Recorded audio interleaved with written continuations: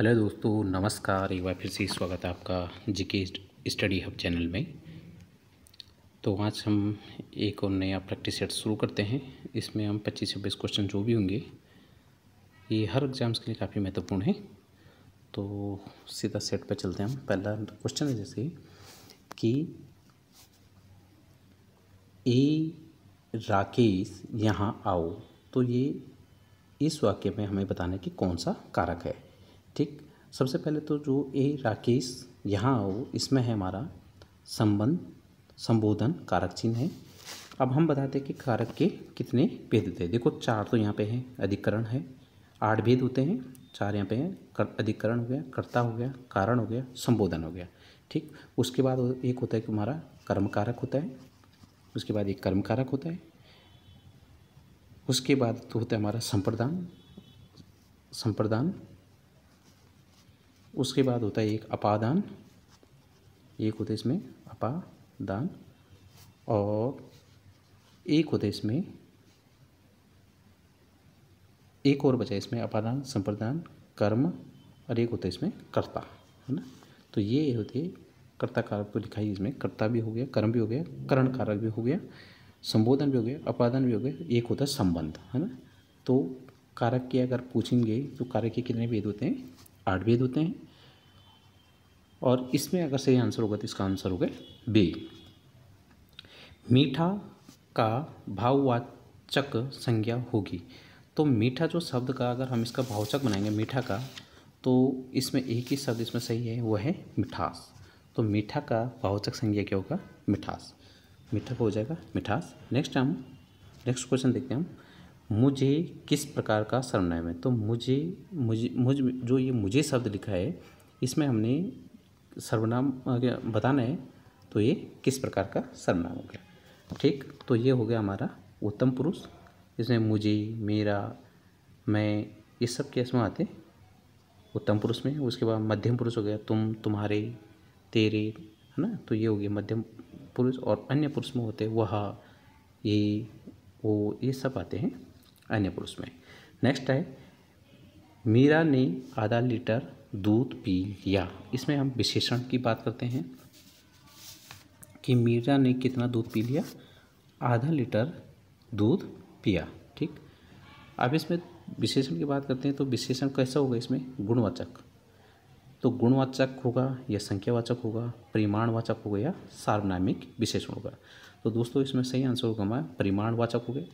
गुणवाचक में हम किसी गुण, दोष, निश्चय का बोध करते हैं। संख्यावाचक में किसी संख्या वगैरह के बारे में बात करते हैं। और सार्वनामिक में विशेषण वहाँ पे, जबकि सार्वनामिक में जो सर्वनाम के विशेषण का कार्य करता है। ठीक है, नेक्स्ट है हमारा क्वेश्चन।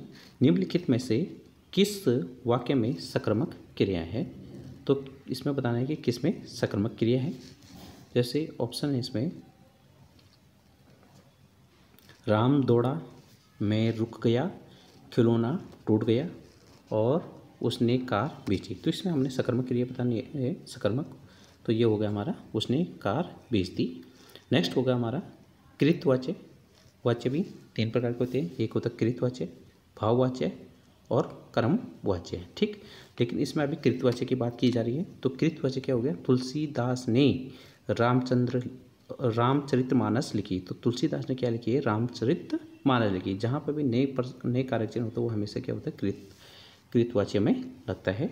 नेक्स्ट है मैं खाना खा चुका था। इस वाक्य में हमें भूतकालिक यानी भूतकालिक भेद बताना है। कौन सा भेद है? तो इसमें हमारा पूर्ण भूतकाल होगा। इसमें पूर्ण भूतकाल है। नेक्स्ट है हमारा किस वर्ण में उच्चारण स्थान कंठ तालु है? ठीक, तो कंठ तालु में क्या होगा? आई, ए और आई क्या होता है? कंठ तालु में होता है। अगर कंठ की बात करते हैं जो का वर्ग होता है, का वर्ग ये कंठ में होता है। चाव वर्ग, जितना भी चाव वर्ग होता है ये होता है तालव्य से, और फिर उसका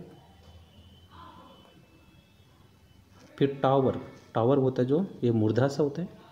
फिर होता है उसके बाद फिर पावर का ये हो गया हमारा ओष्ठ से, ठीक है। तो कंठ तालव्य और फिर आया आपका तावर, ये हो गया हमारा दंतोष्ठ से। तो इसका एक इस टाइप का हमें याद भी रखना है कि कंठ में कौन से आते हैं, है ना, फिर तालव्य में कौन से आते हैं, ओष्ठ में कौन से आते हैं, दंत्य वर्ण कौन से होते हैं, तो ये होते हैं। उसके बाद हमें इसमें पूछा गया है कि एक क्वेश्चन इसमें हो रहा है विराम चिन्ह प्रयुक्त, ये क्वेश्चन इसमें हो रहा है कि विराम चिन्ह इज इक्वल टू का जो ये साइन हो गया, तो विराम चिन्ह प्रयुक्त होता है इसमें तुल्यता सूचक में होता है। विवरण चिन्ह का निशान इस टाइप का होता है। लाघव चिन्ह ये होता है, और संयोजक चिन्ह ये, ठीक। तो इस टाइप ये चिन्ह होते हैं। फिर गौ का सामान्य बहुवचन दिए गए विकल्पों में से कौन सा होगा, तो गो ए हो जाएगा, डी ऑप्शन। नेक्स्ट है विचित्र के समानार्थी शब्द दिए गए, एक शब्द जो है समानार्थी नहीं है, तो उस शब्द का चयन करना हमें कौन सा समानार्थी है, तो विलक्षण, अनूठा, भिन्न, ये तीन तो एक है, लेकिन रेस्ट में एक अलग होगा। नेक्स्ट है वर का स्त्रीलिंग बताइए, तो वर का होता है वधु। कई बार ये भी आता है क्वेश्चन कि कौन से स्त्रीलिंग स्वर होंगे, है ना, तो जो ई, बड़ी ई और री है ना, जो ये तीनों क्या है स्त्रीलिंग स्वर हैं, बाकी सारे क्या है पुरुष, ठीक। नेक्स्ट क्वेश्चन हमारा कि लालटेन में हमने बताना है कि शब्द कौन सा है, या किस लालटेन शब्द जो है ये किस वर्ग में आता है, तत्सम है, देशज है, या तद्भव है। तत्सम शब्द होते हैं जो संस्कृत के जीवों के लिए लिखे जाते हैं, तत्सम का बिगड़ा हुआ रूप तद्भव, और देशज शब्द जो अपने देश में बोले जाते हैं, अपने देश से निकले वाले शब्द को देशज, और विदेशज शब्द होते हैं जो बाहरी देश से आगम किए गए शब्द होते हैं, वो होते हैं विदेशज। तो लालटेन कैसा है, विदेशज शब्द है। नेक्स्ट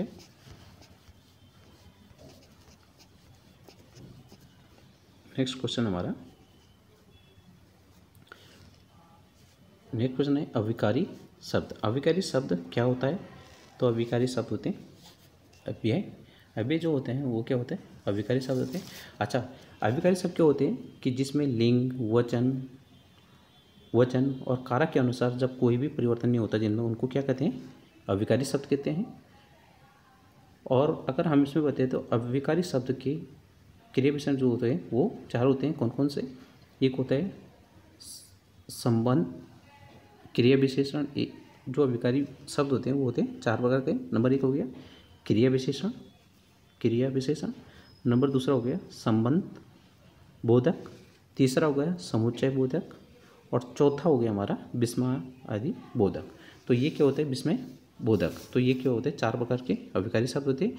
इनमें क्या होता है, लिंग, वचन, कारक के अनुसार कोई भी परिवर्तन नहीं होता, उन शब्दों को क्या कहते हैं, हम अविकारी शब्द कहते हैं। विमेल को छांटिए, तो विमेल शब्द इसमें छांटना है, तो विमेल कैसे छांटेंगे, जैसे सेवा सदन, निर्मला, गोदान, ये तीनों तो क्या है उपन्यास है, लेकिन चंद्रकांता इसमें उपन्यास शब्द नहीं, तो इस टाइप का छापना है। नेक्स्ट है हमारा कि पंच शब्द का अनिकार्तिक शब्द नहीं है, तो पंच शब्द का अनिकार्तिक शब्द क्या नहीं है, पंचानन नहीं है, बाकी ये तीनों क्या है पंच शब्द का अनिकार्तिक शब्द है। नेक्स्ट क्वेश्चन है 17 कि नेक्स्ट है कि करत करत अभ्यास के जड़मति हो सुजान, तो इसका होगा बी ऑप्शन। नेक्स्ट है खर शब्द का निम्नलिखित में से कौन सा अर्थ नहीं है, तो खर का अर्थ गधा भी होता है, तिनका भी होता है, एक रक्षक भी होता है, लेकिन बाण नहीं होता है, तो इसको सही होता है। अगर बाण का हम देखें तो बाण को हम तीर भी कहते हैं, तोमर भी कहते हैं, बाण भी कहते हैं, तोमर भी कहते हैं, और एक कहते हैं हम सर, ये क्वेश्चन आया भी था पहले, सर भी कहा जाता है, और एक ईसु भी हम बाण को कहते हैं, ठीक। ये बाण के प्रयोज्य। नेक्स्ट हम एक और देखते हैं अतः शब्द का अनिकार्तिक शब्द पहचानिए। अतः शब्द का एक अनिकार्तिक शब्द पहचानिए, तो इसमें है अन्यथा, अतएव और अस्तु, ये तो नहीं होगा, लेकिन परिमाणतः जो है ये समानार्थी होगा। सुशिक्षित में उपसर्ग है, तो सुशिक्षित में कौन सा उपसर्ग है, सु उपसर्ग है इसमें, ठीक है। अगर पर उपसर्ग की बात करते हैं हम लोग, तो पर उपसर्ग में जैसे परकी हो गया, परकी में पर उपसर्ग हो जाता है, उसके बाद अगर हम बात करें परकी हो गया, और परजीवी, परजीवी में भी क्या पर उपसर्ग है, परजीवी। नेक्स्ट अगर हम बात करते हैं, हम परजीवी हो गए, परतंत्र हो गया, और परदादा या परदेश, प्रदेश ये वाला है ना, तो इसमें भी क्या है पर उपसर्ग है। नेक्स्ट हम देखते हैं धड़ाम। तो धड़ाम में इसमें बताना है हमें कि धड़ाम में धड़ाम, धड़ाक, धड़ाक प्रत्यय है, तो धड़ाक में कौन सा प्रत्यय है, तो इसमें होगा आक प्रत्यय है इसमें। मक्खन शब्द का, मक्खन शब्द का तत्सम रूप क्या हो गया, तो ये हो गया मृक्षण, मृक्षण हो गया इसका। नेक्स्ट हम देखते हैं, नेक्स्ट है निम्नलिखित में से तद्भव शब्द है, तो तद्भव शब्द कौन सा है, बंदर। नेक्स्ट है षट पद का पर्यायवाची शब्द है, पर्यायवाची शब्द बताने में षट पद का पर्यायवाची शब्द बताना है, तो इसके होगा भ्रमर। नेक्स्ट है निम्नलिखित में से कौन सा गणेश का पर्यायवाची नहीं है, विनायक, एक दंत और लंबोदर, ये तो हैं तुम्हारे हमारे गणेश की। इसके अलावा एक दंत भी आता है, एक दंत भी आता है, गजानन भी आता है, गजानन भी आता है, गणपति भी आता है, गणपति भी आता है, और मादक प्रिय भी आता है, और महाकाव्य भी गणेश के पर्यायवाची हैं। लेकिन अगर धनत की बात करें तो धनत का पर्यायवाची होता है जैसे कुबेर, कुबेर किसका पर्यायवाची है, धनत का।